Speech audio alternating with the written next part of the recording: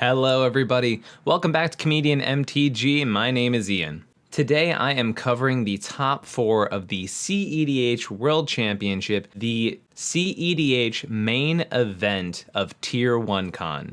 The actual live event in Denmark. It happened last week, and I'm breaking down the top 4 of that event today.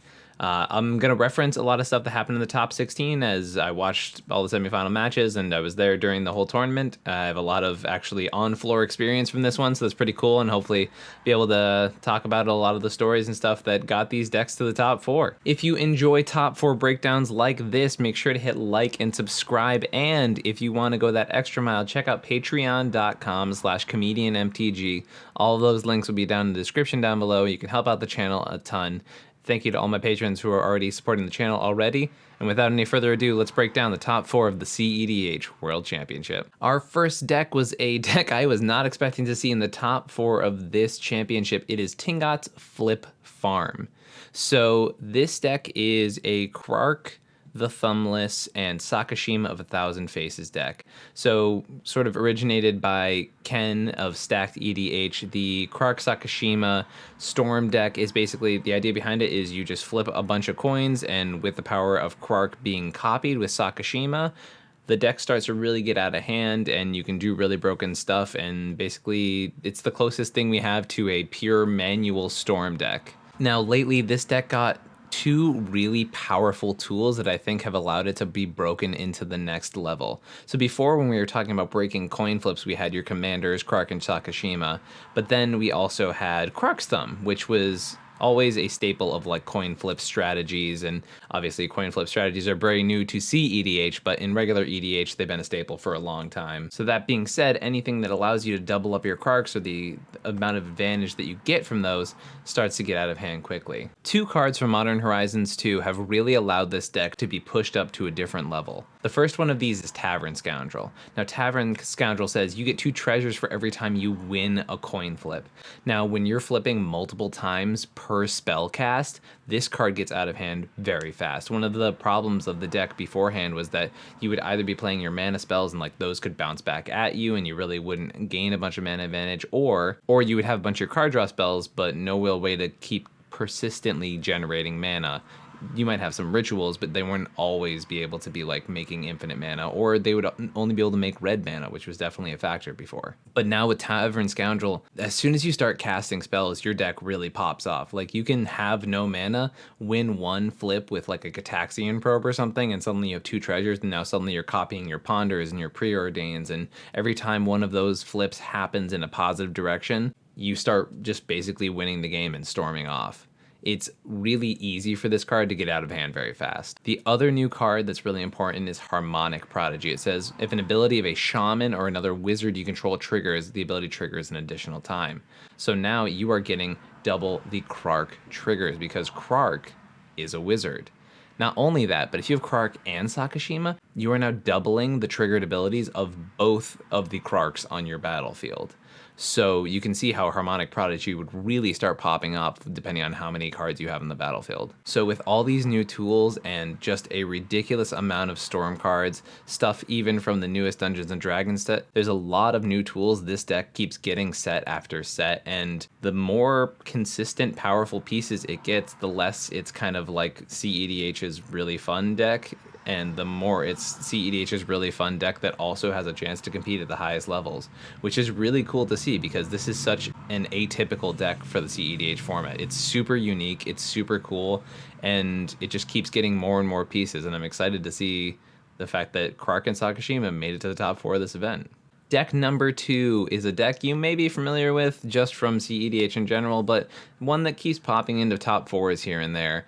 This is Tauren's Spin to Win. It's a Kinnan Bonder Prodigy deck, and it's a little unique in comparison to most Kinnan decks I'm used to seeing nowadays. Some interesting inclusions here are things like Intruder Alarm, which I haven't typically seen in most Kinnan builds. A lot of them are actually pretty low on creatures. So seeing this list with things like Deadeye Navigator, Consecrated Sphinx, Wanderer Kick, and Zebor Muse all in one list are pretty interesting. Also running Mystic Snake and Frilled Mystic, which is really interesting because now your Kinnan spins can actually flip you into counter spells, which I haven't seen many Kinnan players teching, and I think that's a really interesting way to play the list. Now, I'm I'm definitely not up to date on all of the Kinnan tech as a person.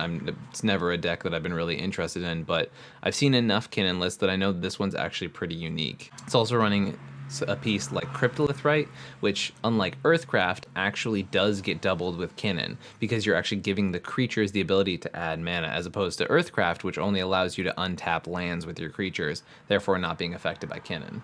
One piece that I find really interesting in here is the inclusion of Lightning Greaves, because it actually opens up some really interesting lines. So as we mentioned with Cryptolithrite, it gives the ability to the creatures, so they do need to have haste to be able to like flicker and activate.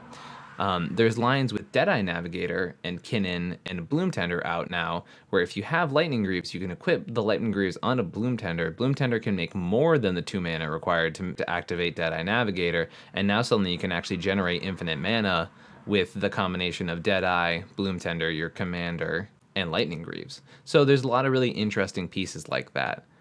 Apart from that, the rest of the list is a pretty standard Kinnan option. Obviously, trying to go infinite with Basalt Monolith. I'm not sure how many Kinnan lists are running Freed from the Real and Penim's Aura on top of their normal Basalt combos, but I find it very interesting that this list is a little more aggressive with the redundancy in those combos. So very interested to see this unique take on Kinnan and its strategy, and I'm excited to see if this is a direction that the deck will be taking from now on. If you've been seeing my top 4s from previous tournaments, or you're familiar with the Tier 1 meta in general, this name will not surprise you. One of our other top 4 competitors is Kolkio, with his version of Blue Farm, called Blue, Blue, Blue, Just Blue, which is a name I really, really enjoy. Kolkio won the local Tier 1 championship last year and was in the top 4 of the final Tier1Con webcam tournament. This deck is pretty much just a classic Blue Farm list, but Kolkio has been playing nothing but Blue Farm for a really long time and is someone who's very competent with the list. Obviously, new inclusions like Dragon Ray's Channeler from Modern Horizons 2, as well as Esper Sentinel, have obviously just given this deck a lot of tools to be able to be used. Many Blue Farm lists are now just adopting the Ranger Captain lines just because it's a very clean way to ensure that you win the game, or make sure that your opponents do not win the game without having a lot of interaction, because Ranger Captain is a lot harder to counter than something like an actual silence, although you definitely do not want to cut your 1-mana silences. Classic win conditions of Ad Nauseam, Peer into the Abyss, Underworld Breach, and Thassa's Oracle. As I mentioned, this is just a pretty clean Blue Farm list. Stuff worth mentioning is maybe some of the interaction suite, playing Sidisi's Faithful, which, as far as I'm aware, has been actually really helpful for a lot of Blue Farm players due to the fact that it gets around Deafening Silence and tax effects and stuff like that. So Sidisi's Faithful not counting as like your 1 non-creature for turn definitely comes up a lot, and you can fetch it up with your Ranger Captain of Eos. I noticed a lot of Blue Farm decks recently have adopted Snapback as new tech. You want your bounces and you want them to be free sometimes, and this is a really great way of doing that, as well as not having that upfront cost that Snap itself has. Because Snap, no matter what, you need to have 2 mana open, whereas Snapback, you can cast it for free. Now, obviously, the downside of Snapback is that you have to exile one of your blue cards from your hand. So it's basically a force of unsummon. Not much more to say about this list. Obviously just a very clean list, one of the best decks in the format. Glad to see Kolkio make this top 4. He's a good player, super nice guy, and putting up great numbers and playing really good Magic. So here is our winner of Tier 1 Con. We have Sick Robot, you may know from Into the North podcast, with Codie's Tier 1 Con submission. So, Sick was not the only member of Into the North playing Codie this weekend. Spleenface was in the top 16, but got caught off in the semifinals due to just a tough point in his pod. But we had Codie here. If you've seen the match which I commentated on this channel that I posted a couple days ago, you will have seen how quick and efficient this deck is on the play. This is a very explosive list. It is probably one of the most consistently threatening lists in our format right now. I've already released a number of videos about this, so if you want to see the commentator match, you can click that above. If you want to see the video where I sort of talked about the initial reaction to Codie and the Profane Tutor lines, you can check that above here and sort of hear the information behind why this deck can kind of be so scary. Sick Robot was one of the first people to talk to me about how terrifying this list can be. Sick is also the one who's changed his name to the Codie Truther on the cEDH Reddit Discord.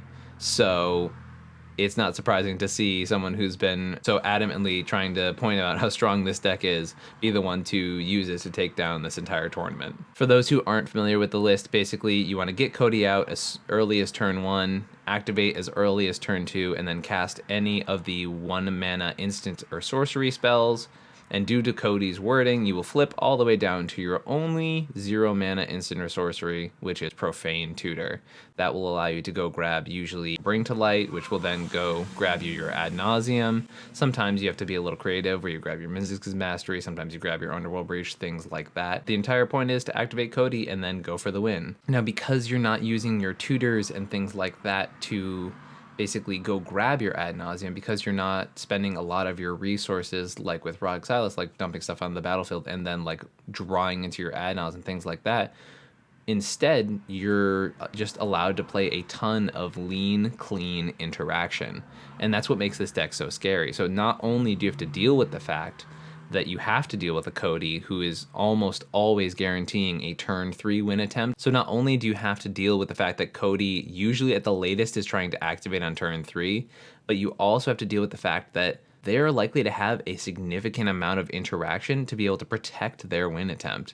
Codie's a little terrifying for that reason. It's not just that Codie can get shut down by certain pieces or shut down by a piece of interaction. It's the fact that Codie can also pull from behind. It can also be able to bounce some stacks pieces. It can also have counterspells ready. The match that I uploaded earlier this week had Codie going off on turn 2 with counterspell backup, and it's not like that was absolutely the most insane hand for that deck. It is obviously the optimal scenario for that deck, but it's not like he had just ripped the nuts. This is something that Codie is able to do more consistently than a lot of decks in our format.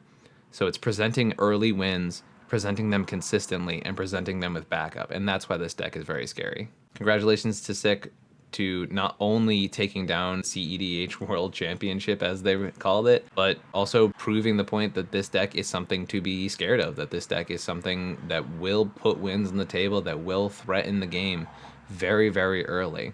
All right, everybody, I hope you enjoyed this breakdown from Tier1Con. I hope you enjoyed hearing all about the cEDH World Championship. It was a fantastic tournament. I'm so glad to have been given the opportunity to go to Tier 1. It's a great group behind this. The group not only running the store, but the group that's organizing the tournament. Nicholas from Monarch Media also helped organize this tournament and ran a absolutely fantastic show. Everything about Tier 1 this year was great. The cEDH main event, all of the side events, meeting all the content creators that were participating in this event. It was a fantastic time, it was a fantastic tournament, and I hope you guys enjoyed this breakdown here today. Remember, if you like videos like this, hit like and subscribe. Hit that little bell icon if you want to get notifications whenever we post stuff. And if you're feeling super generous, check out patreon.com/ComedIanMTG. There's so many ways that you can help out the channel, and each and every way is super appreciated. Also, if you do go check out patreon.com/ComedIanMTG, you can have a chance to have your name featured in the credits of the show, like these fantastic people right here.